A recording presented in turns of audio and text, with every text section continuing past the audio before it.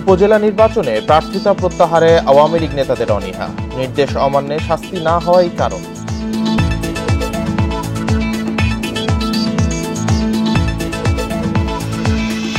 সাত দশকের মধ্যে সবচেয়ে উত্তপ্ত এপ্রিল, তাপমাত্রা উঠল 43 ডিগ্রি, অসহনীয় গরম থাকছে আরও 2 দিন।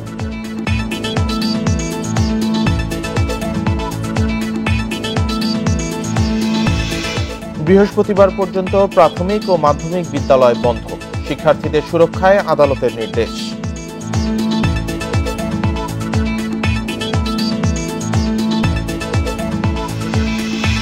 নয়শো জনকে বেওয়ারিশ হিসেবে দাফন মিল্টন সমাদ্দারের, অঙ্গ প্রত্যঙ্গ কেটে রাখার অভিযোগ।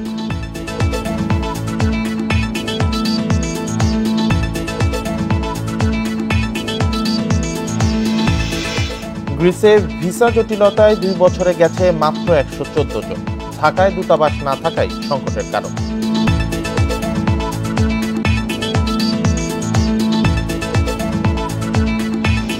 স্বাগত ইন্ডিপেন্ডেন্ট সংবাদে, সাথে আছি আমি রাকিব আহমেদ এবং আমি জান্নাতুল ফেরদৌস রুবা। এতক্ষণ শিরোনাম জানাচ্ছিলাম, এবার বিস্তারিত। প্রযুক্তির সক্ষমতা উন্নত দেশগুলোতে সীমিত না রেখে গোটা বিশ্বে ছড়িয়ে দেওয়ার আহ্বান জানিয়েছেন বিশ্ব নেতারা। সৌদিতে বিশ্ব অর্থনৈতিক ফোরামের বিশেষ সভায় আলোচকরা এ তাগিদ দেন। এতে প্রধানমন্ত্রীর উপদেষ্টা সালমান এফ রহমান বলেন, অন্যদের কারণে অনেক দেশকে অর্থনৈতিক সংকটে পড়তে হয়েছে, সেই চ্যালেঞ্জ মোকাবেলা করে ঘুরে দাঁড়াচ্ছে বাংলাদেশ। কিন্তু ভবিষ্যতে কৃত্রিম বুদ্ধিমত্তার প্রযুক্তি উন্নয়নের পথে হুমকি হয়ে উঠতে পারে বলে শঙ্কা তার। সৌদি আরবের রিয়াদে বিশেষ সভার আয়োজন করেছে বিশ্ব অর্থনৈতিক ফোরাম, যেখানে 90 দেশের প্রায় 1000 প্রতিনিধি অংশ নিয়েছেন। বৈশ্বিক সহযোগিতা, প্রবৃদ্ধি ও জ্বালানি নিয়ে আলোচনা করেন বিভিন্ন দেশের সরকারের গুরুত্বপূর্ণ ব্যক্তিরা। এতে বাংলাদেশের নেতৃত্ব দেন প্রধানমন্ত্রীর বেসরকারি শিল্প ও বিনিয়োগ উপদেষ্টা সালমান এফ রহমান। বিভিন্ন ক্ষেত্রে নিজ দেশের সাফল্যের খতিয়ান তুলে ধরেন তিনি। বলেন, করোনা মহামারীতেও বাংলাদেশের উন্নয়ন অব্যাহত ছিল, চ্যালেঞ্জ মোকাবেলা করেও প্রবৃদ্ধি অর্জন করেছে 5%। করোনার আগ পর্যন্ত সব ঠিকঠাক ছিল, শিক্ষা, স্বাস্থ্য সব খাতে অগ্রগতি হচ্ছিল। অনুমোদনের পরপরই আমরা করোনার টিকা জোগাড় করতে পেরেছি। করোনার আঘাতও সরকার ভালোভাবে সামলে নিয়েছে। সে সময় প্রবৃদ্ধি বেড়েছে 5%। তিনি আরও বলেন, সেই সংকট কাটিয়ে উঠতেই অর্থনীতিতে প্রভাব ফেলে রাশিয়া ইউক্রেন যুদ্ধ, যে কারণে পড়তে হয় অর্থনৈতিক চ্যালেঞ্জের মুখে। এতে বাংলাদেশের কোনো দায় না থাকলেও ভুগতে হচ্ছে ঠিকই। ইউক্রেন রাশিয়া যুদ্ধ আমাদের ভয়াবহভাবে ক্ষতিগ্রস্ত করেছে। বৈদেশিক মুদ্রার রিজার্ভ কমেছে, টাকার বিপরীতে ডলার শক্তিশালী হয়েছে। 12 বছর অর্থনীতি স্থিতিশীল থাকলেও হঠাৎ অবমূল্যায়নের মুখে পড়তে হয়েছে। যুদ্ধ আমাদের সমস্যায় ফেলেছে, কিন্তু এর দায় আমাদের নয়। আলোচনায় গুরুত্ব পায় শিল্প কারখানায় রোবট ও কৃত্রিম বুদ্ধিমত্তা প্রযুক্তির ব্যবহার। এক্ষেত্রে সালমান এফ রহমান আশঙ্কা করেন, অতিমাত্রায় প্রযুক্তির ব্যবহার মানুষের জন্য হুমকি হয়ে উঠতে পারে। তবে প্রযুক্তির সক্ষমতা ভাগাভাগি করলে সুফল পেতে পারে পুরো বিশ্ব। আগামী 5 বছরে এআই এমন জায়গায় পৌঁছে যাবে যা আমাদের চিন্তার বাইরে। ভবিষ্যতে মানুষের চেয়েও বেশি শক্তিশালী হয়ে উঠতে পারে কৃত্রিম বুদ্ধিমত্তা প্রযুক্তি। কর্মক্ষেত্রে মানুষকে চ্যালেঞ্জের মুখে ফেলে দেবে। টেকসই উন্নয়নের লক্ষ্যে সবাইকে একসঙ্গে কাজ করার আহ্বান জানান প্রধানমন্ত্রীর উপদেষ্টা। সায়রা খান, ইন্ডিপেন্ডেন্ট নিউজ। গ্রিসে কর্মী পাঠাতে দেখা দিয়েছে ভিসা জটিলতা। ফলে বছরে 4000 কর্মী পাঠানোর কথা থাকলেও 2 বছরে গেছে মাত্র 114 জন। অভিবাসন সংশ্লিষ্টরা বলছেন, বাংলাদেশে গ্রিসের দূতাবাস না থাকায় এ সংকট তৈরি হয়েছে। এ নিয়ে দেশটির সঙ্গে আলোচনা শুরু হয়েছে বলে জানিয়েছে পররাষ্ট্র মন্ত্রণালয়। কর্মী পাঠাতে 2022 সালে গ্রিসের সঙ্গে বাংলাদেশের চুক্তি হয়। সে অনুযায়ী বছরে 4000 কর্মী নেওয়ার কথা। কৃষি শ্রমিক হিসেবে দেয়া হবে 5 বছরের ওয়ার্ক পারমিট। কিন্তু 2022 সালে গ্রিসে গেছেন মাত্র 12 জন, 2023 সালে 77 জন এবং এবছর 25 জন কর্মী। জনশক্তি ব্যবসায়ীরা বলছেন, গ্রিসে কর্মী পাঠানো নিয়ে সরকারের স্পষ্ট দিক নির্দেশনা নেই। এছাড়া ভিসা জটিলতাও রয়েছে। প্রতি বছর জব মার্কেটে 25 লক্ষ লোক ঢোকে, সেখান থেকে আমরা 4000 লোক গ্রিসের মতো দেশে পাঠাতে পারবো না, এটা আমার কাছে বোধগম্য নয়। আমাদের ইউরোপের পার্টিকুলার যে কয়েকটা দেশে আমাদের সাথে চুক্তি হয়েছে এবং আমাদের লোক যাচ্ছে, সেসব দেশের একটা কনসুলেট অফিস এখানে বা তাদের কোনো সার্ভিস সেন্টার এখানে খোলা যায় কিনা, না হলে পরে আমরা এই মার্কেটগুলো হারাবো। এ নিয়ে গ্রিসের বাংলাদেশ দূতাবাসের কর্মকর্তা জানিয়েছেন, 16 এপ্রিল এথেন্সে দুই দেশের পররাষ্ট্রমন্ত্রীর বৈঠক হয়েছে। ঢাকায় গ্রিসের দূতাবাস চালু হলে সংকট কেটে যাবে। তাদের ভিসা ইস্যু বা ভিসা ব্যবস্থাপনায় তাদের সক্ষমতার অভাব। গ্রিক পররাষ্ট্রমন্ত্রী আমাদের মাননীয় পররাষ্ট্রমন্ত্রীকে আশ্বস্ত করেছেন যে ঢাকায় দূতাবাস স্থাপন তাদের অগ্রাধিকার তালিকাভুক্ত একটি প্রকল্প।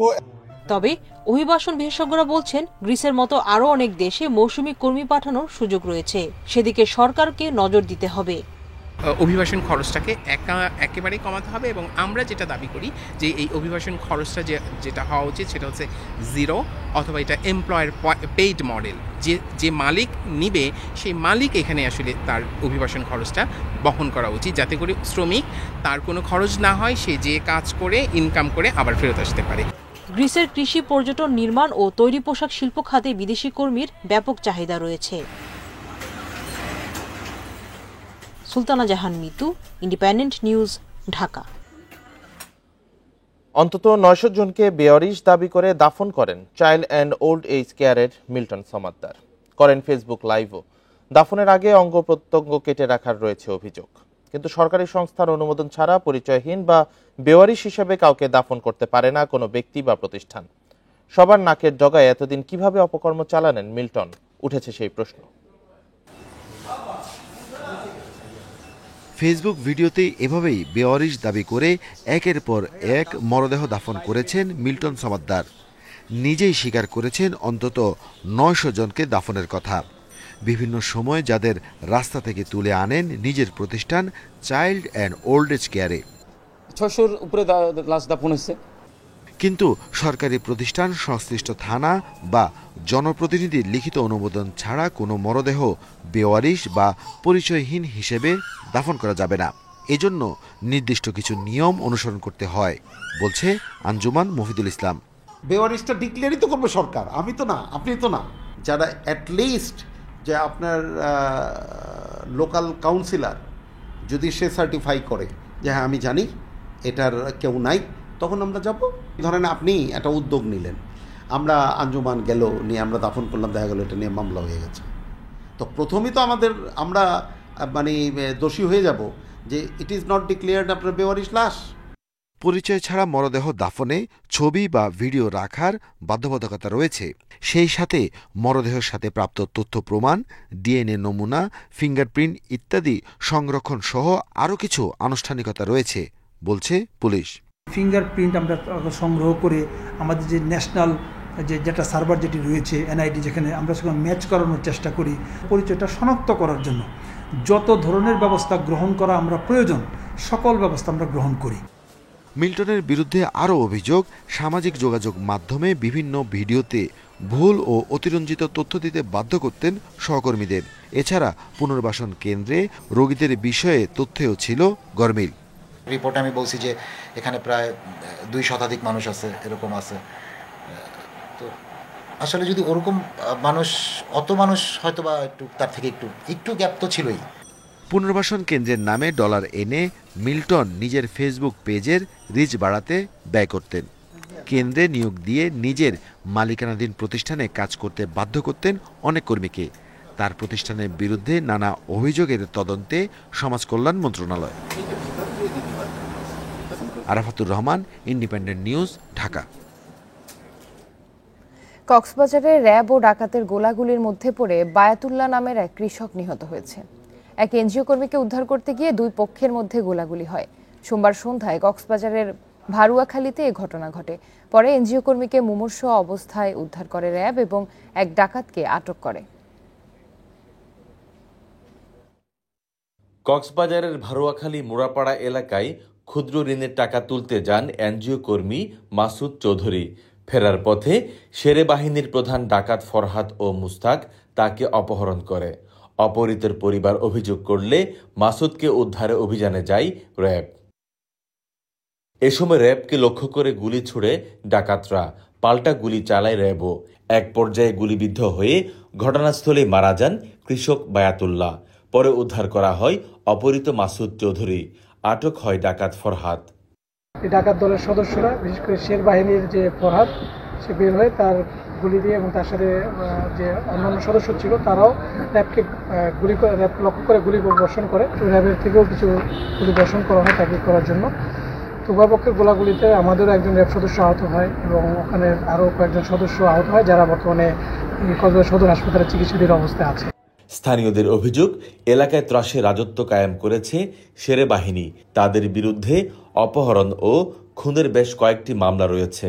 উনি নিয়মিত অস্ত্রশস্ত্র নিয়ে এই সুসজ্জিত অবস্থায় থাকতো। ওই মুস্তাক ওদেরকে ধরতে তো ওরা গুলাগুলি করছে।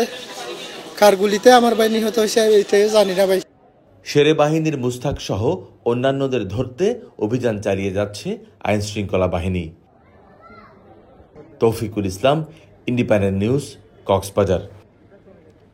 মধুখালীতে 2 শ্রমিককে পিটিয়ে হত্যার ঘটনায় 11 দিনেও গ্রেপ্তার হয়নি ডুমাইন ইউপি চেয়ারম্যান আসাদুজ্জামান তপন ও মেম্বার অজিত বিশ্বাস। এলাকায় মোতায়েন আছে অতিরিক্ত পুলিশ। হত্যার ঘটনায় 3টি মামলায় মোট 13 জনকে গ্রেপ্তার করা হয়েছে। এদিকে ঘটনা তদন্ত প্রতিবেদন এখনো জমা দেয়নি জেলা প্রশাসনের কমিটি। মধুখালীর ডুমাইন ইউনিয়নের কৃষ্ণনগর গ্রামীণ পরিবেশ এখনো থমথমে। র্যাব, বিজিবি প্রত্যাহার হলেও বিভিন্ন মোড়ে আছে অতিরিক্ত পুলিশ। 18 এপ্রিল 2 নির্মাণ শ্রমিককে পিটিয়ে হত্যার ঘটনায় এলাকায় চাপা উত্তেজনা। মারধরের ঘটনায় আহত আরও 5 শ্রমিক চিকিৎসাধীন।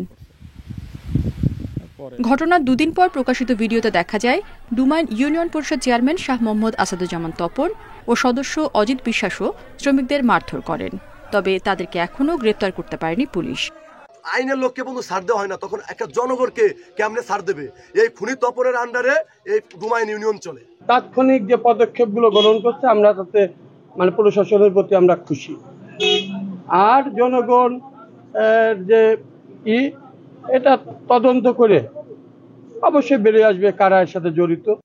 জড়িতদের বিচারের দাবিতে মহাসড়ক অবরোধ করে বিক্ষোভ করেছে স্থানীয়রা। প্রশাসন বলছে শ্রমিক হত্যার ঘটনায় মোট 3টি মামলায় 13 জনকে গ্রেপ্তার করা হয়েছে। এছাড়া ইউপি চেয়ারম্যান তপন ও সদস্য অজিতকে গ্রেপ্তারে পুরস্কার ঘোষণা করা হয়েছে। বেআইনি কর্মকাণ্ড সে প্রতিনিয়ত করে যাচ্ছিল এবং আমাদের যখনই নলেজে আসে আমরা চেষ্টা করছি তাকে সতর্ক করার জন্য এবং এই ধরনের তার বিরুদ্ধে আরো কিছু কার্যক্রম এখনো চলমান আছে এবং আমরা এখন আমাদের পর্যায়ে যেটা আছে আমরা খুব তাড়াতাড়ি আবার পুনরায় তাকে বরখাস্ত করার জন্য আমরা উদ্যোগ নিয়েছি। সরকারের আশ্রয়ণ প্রকল্পে বাধা ও ইউএনওকে মারধরের মামলায় 2023 সালে 4 মে ডুমাইন ইউপি চেয়ারম্যান তপনকে বরখাস্ত করে জেলে পাঠানো হয়। পরে হাইকোর্টের আদেশে পদ ফিরে পান তিনি। Independent news. ইচ্ছেমতো ওষুধের দাম বাড়ানো যাবে না, এজন্য ব্যবস্থা নিতে স্বাস্থ্য সচিব ও ওষুধ প্রশাসনকে সোমবার নির্দেশ দিয়েছেন হাইকোর্টের একটি বেঞ্চ। একই সঙ্গে ওষুধের দাম নিয়ন্ত্রণে কর্তৃপক্ষের নিষ্ক্রিয়তা কেন অবৈধ হবে না জানতে রুল জারি করা হয়েছে। এছাড়া অনুমোদনহীন বিদেশি ওষুধ আমদানির ওপরও নিষেধাজ্ঞা দিয়েছেন আদালত। সব ওষুধের মূল্য সরকারের নির্ধারণ করে দেওয়ার কথা থাকলেও কোনো নিয়ম নীতি মানছে না বেশিরভাগ কোম্পানি। কদিন পরপরই বাড়ানো হচ্ছে অতি প্রয়োজনীয় বিভিন্ন ওষুধের দাম। এতে দিশেহারা রোগী ও তাদের স্বজনরা। বিষয়টি হাইকোর্টের নজরে এনে মূল্য নিয়ন্ত্রণে কার্যকর ব্যবস্থা গ্রহণের আবেদন জানায় ভোক্তাদের সংগঠন ক্যাব। রিটে উল্লেখ করা হয়, গত 15 মাসে 117টি ওষুধের দাম 13 থেকে 75% পর্যন্ত বাড়িয়ে ইচ্ছেমতো মুনাফা করছে অনেক কোম্পানি। মূল্য নির্ধারণের জন্য মোট 10টি কমিটি কাজ করছে। যে কমিটিগুলো কাজ করছে সেখানে ওষুধ মালিক উৎপাদনকারী মালিকদের আসলে প্রতিনিধি আছে, ফলে এখানে কনফ্লিক্ট অফ ইন্টারেস্টের ব্যাপার আছে। মূল্য নির্ধারণের ক্ষেত্রে কোনো সঠিক পদ্ধতিও আসলে অনুসরণ করা হচ্ছে না। 3.40 একটা মার্ক আপ ফ্যাক্টর উৎপাদনের খরচের সাথে যুক্ত করা হচ্ছে, যেটা আসলে ওষুধের অস্বাভাবিক মূল্য বৃদ্ধির ক্ষেত্রে বড় রকমের ভূমিকা পালন করছে। শুনানি শেষে ওষুধের দাম নিয়ন্ত্রণে স্বাস্থ্য সচিব ও ওষুধ প্রশাসনকে নির্দেশ দেন বিচারপতি মোস্তফা জামান ইসলাম ও বিচারপতি মোহাম্মদ আতাবুল্লাহর হাইকোর্ট বেঞ্চ। একই সঙ্গে ওষুধ কোম্পানিগুলোকে অনুমোদনহীন কাঁচামাল ও বিদেশি ওষুধ আমদানি বন্ধের নির্দেশ দেন আদালত। যে র ম্যাটেরিয়ালসগুলো বিদেশ থেকে আসে সেটা যাতে সেক্রেটারি, মিনিস্ট্রি অফ হেলথ এবং ডিজি হেলথের পারমিশন ছাড়া যাতে এগুলো দেশে না আনে। আরেকটা আদেশ ছিল পাশাপাশি ওষুধের মূল্য নির্ধারণের ক্ষেত্রে কারা কারা নির্ধারণ করছে এবং অনিয়ম করে এই প্রাইসটা নির্ধারণ করছে সেটার উপরে একটা রিপোর্ট দিতে বলছে 30 দিনের মধ্যে। অতিরিক্ত মুনাফার জন্য নানা কৌশলে ওষুধের বাজার নিয়ন্ত্রণ করা হয় বলে আদালতে তুলে ধরে CAB. Zahidul Bashar, Independent News, Dhaka. সপরিবারে বঙ্গবন্ধু হত্যার পর গড়ে ওঠা প্রতিরোধ যোদ্ধাদের রাষ্ট্রীয় স্বীকৃতি দেওয়ার নির্দেশ দিয়েছে হাইকোর্ট। তাদের তালিকা করতে উচ্চ পর্যায়ে কমিটি গঠনেরও আদেশ দেওয়া হয়েছে। 3 মাসের মধ্যে প্রতিবেদন দেবে এই কমিটি। এক রিটের চূড়ান্ত শুনানি শেষে বিচারপতি নাইমা হায়দার ও বিচারপতি কাজী জিনাত হকের বেঞ্চ সোমবার এ রায় দেন। ৭৫-এর ১৫ আগস্ট বিপদগামী সেনাদের হামলায় সপরিবারে নিহত হন জাতির জনক বঙ্গবন্ধু শেখ মুজিবুর রহমান। কেউ যেন এর প্রতিবাদ করতে না পারে সেজন্য নিষিদ্ধ করা হয় মিটিং মিছিল। তবে সেই নির্দেশ অমান্য করে নেত্রকোনা, কিশোরগঞ্জ, নরসিংদী, খুলনা, চাঁদপুর ও ময়মনসিংহে সশস্ত্র প্রতিরোধ গড়ে তোলেন কয়েক হাজার ছাত্র, তরুণ ও মুক্তিযোদ্ধা। বঙ্গবন্ধু হত্যার প্রতিশোধ নেওয়ার জন্যই আমরা এখানে যখন আসছি, জিয়াউর রহমান আমাদের উপরে খুলিয়া চালায়া আমাদেরকে দমন করার চেষ্টা করছে, কিন্তু আমরা দমন করি না। আমরা প্রায় হুমকি গোলা বারুদ খরচ করা হয়েছে। সেই বিরোচিত ঘটনা ৪৭ বছর পরও রাষ্ট্রীয় কোনো স্বীকৃতি পাননি প্রতিরোধ যোদ্ধারা। স্বীকৃতির দাবিতে ২০২২ সালে রিট করেন 5 প্রতিরোধ যোদ্ধা। সে বছরই জারি করা রুলের চূড়ান্ত শুনানি হয় সোমবার। এতে উচ্চ পর্যায়ে কমিটি গঠন করার নির্দেশ দেয় আদালত। প্রতিরোধ যোদ্ধাদের তালিকা করে স্বীকৃতি ও পুনর্বাসনে নিষ্ক্রিয়তা কেন অবৈধ ঘোষণা করা হবে না জানতে রুলও দেয় হাইকোর্ট। অনারেবল হাইকোর্ট ডিভিশন আজকে আদেশ দিয়েছেন যে 4 সদস্য বিশিষ্ট উচ্চ পর্যায়ের একটা কমিটি গঠন করেছে।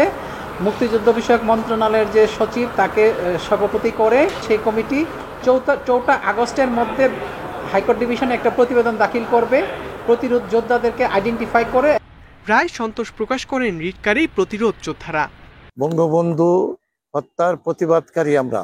এখন যে আমাদের কোর্টে যে রায় হয়েছে আমরা খুশি এবং এই রায়টা যেন কার্যকারী হয়। আদেশ দ্রুত কার্যকর হলে বঙ্গবন্ধু হত্যার প্রতিরোধকারীরা প্রাপ্য সম্মান পাবেন বলছেন সংশ্লিষ্টরা। ইকরামুল কবির, ইন্ডিপেন্ডেন্ট নিউজ, ঢাকা। জাটকা সংরক্ষণ ও ইলিশের উৎপাদন বাড়াতে 2 মাসের নিষেধাজ্ঞা শেষ হচ্ছে আজ মধ্যরাতে। নৌকা জাল মেরামত শেষে এখন নদীতে মাছ ধরার জন্য প্রস্তুত লক্ষ্মীপুর, ভোলা, চাঁদপুর ও শরীয়তপুরের জেলেরা। নিষেধাজ্ঞাকালীন চলা অভিযান সফলের দাবি করে এবার রেকর্ড পরিমাণ ইলিশ উৎপাদনের আশা করছে মৎস্য বিভাগ। জাটকা সংরক্ষণ ও ইলিশের উৎপাদন বাড়ানোর লক্ষ্যে মার্চ, এপ্রিল দেশের 6টি অভয়াশ্রমে সব ধরনের মাছ ধরা বন্ধ ছিল। দীর্ঘদিন অলস সময় কাটানোর পর এখন নদীতে নামার প্রস্তুতি নিচ্ছেন জেলেরা। জাল, নৌকা সহ বিভিন্ন সরঞ্জাম নিয়ে প্রস্তুত চাঁদপুরের প্রায় 50,000 জেলে। দীর্ঘদিন পর কাঙ্ক্ষিত মাছ ধরার আশা তাদের। অভিযান অন্যান্য বছরের থেকে অভিযান এবার খুব কঠোরভাবেই দিছে, যার কারণ আর জাইলারও মোটামুটি মাইনাসে নিয়ে চলছে। যার ইঞ্জিন টিঞ্জিন মেরামত করতে মালামটা নদীতে প্রায় 20,000 টাকার মতো গেছে, 20-25,000 টাকা গেছে। জাল মাল তৈরি করতে আরো 30,000 গেছে। ওজনে ফলে যদি আমরা জাল বাইতে পারি, আশা করা যাইতে আছে যে আমরা কিছু মাছ ধইরা দানা ফানা ক্লিয়ার করতে পারতে পারি। মাছ ধরা বন্ধ ছিল ভোলার তেঁতুলিয়া নদীর ভেদুরিয়া থেকে চর রুস্তমের 100 কিলোমিটার এবং মেঘনার ইলিশা থেকে চর পিয়াল পর্যন্ত 90 কিলোমিটারের 2টি অভয়াশ্রমে। আমরা অভিযান পালন করছি, বাড়িতে ছিলাম, এখন অভিযান শেষ। নার কাজ করছি, জালের কাজ করছি, এখন সবকিছু লইয়া গুছিয়ে গেছে, ইনশাল্লাহ নদীতে নামবো। এই অভিযানের কারণে আমরা খুব কষ্টে চলছি, ছেলে সন্তান লইয়া বা সমিতি আছে, দানা ফানা দিতে মানুষের খুব কষ্ট হয়েছে, আমরা নদীতে যাইতে পারি নাই। অভিযান সফলের দাবি করে মৎস্য কর্মকর্তারা বলছেন, গত বছরের চেয়ে এবার মাছের উৎপাদন আরও বাড়বে। উৎপাদনের লক্ষ্যমাত্রা আমরা এবার করেছি 28,000 মেট্রিক টন। তা আমরা ইতিমধ্যে আপনারা জানেন যে প্রায় 25,000 মেট্রিক টনের মতো আমরা মাছ গত বছর আমরা উৎপাদন করতে সক্ষম হয়েছি। তুলনায় যে আমাদের যে মাছের যে উৎপাদন ছিল সারা দেশে, এইবারও মাছের উৎপাদন আরও বৃদ্ধি পাবে। নিষেধাজ্ঞা শেষে মাছ ধরার প্রস্তুতিতে ব্যস্ত শরীয়তপুর, বরিশাল ও পটুয়াখালীর জেলেরা।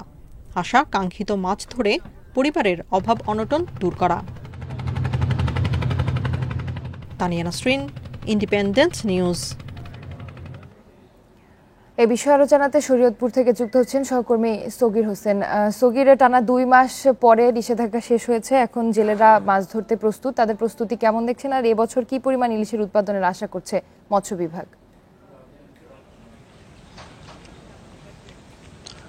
আমি যেখানে দাঁড়িয়ে আছি এটি নৈরা অভয়াশ্রমের পদ্মার পাড়ে।